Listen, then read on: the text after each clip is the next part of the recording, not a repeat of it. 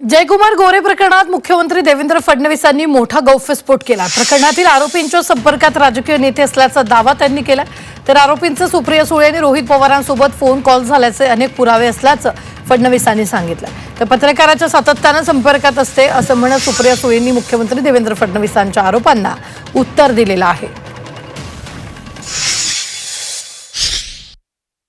याच्यामध्ये थेट या सगळ्यांची पूर्णपणे संपर्कात राष्ट्रवादी काँग्रेस शरद पवार गटाचे लोक दिसतात।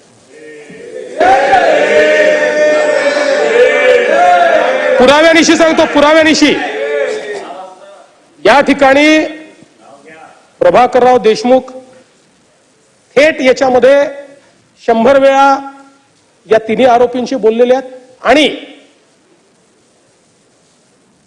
व्हिडिओज त्यांच्याकडे गेले आहेत, त्यांच्याकडनं उत्तर आलेलं आहे।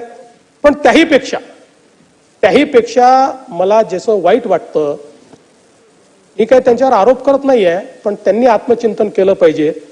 ते म्हणजे आदरणीय सुप्रियाताई सुळे आणि या सभागृहाचे सदस्य श्री रोहित पवार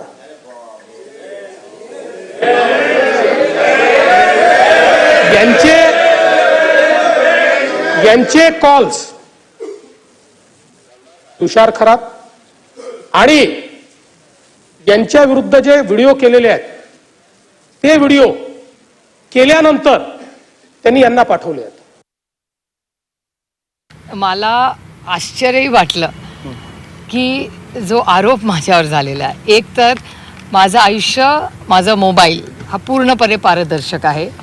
हो, मी पत्रकारांच्या कॉन्स्टंट कॉन्टॅक्टमध्ये असते का तो असते। इथे जेवढे माईक घेऊन उभे आहेत ना, हे तुम्ही सगळे इथले किंवा जे बघत असतील, या सगळ्या पत्रकारांचे मला रेग्युलर मेसेजेस येतात, त्यांचे फोन्स येतात, त्यांनी जे बातमी केली त्याचे तुम्ही व्हिडिओज तुम्ही सगळे मला पाठवता। जसे तुम्ही पाठवता, तुषार खरातांना ओळखते का? अर्थातच मी त्यांना ओळखते। त्यांचा पॉप्युलर यूट्यूब चॅनल आहे, त्यांनी माझी लोकसभेला विधानसभेला इंटरव्ह्यू देखील घेतलेले, अर्थातच मी त्यांना ओळखते। आणि लोक मला पाठवतात बातम्या, ऑफकोर्स पाठवतात। सुप्रियाताई या बाबतीत बोलतीलच।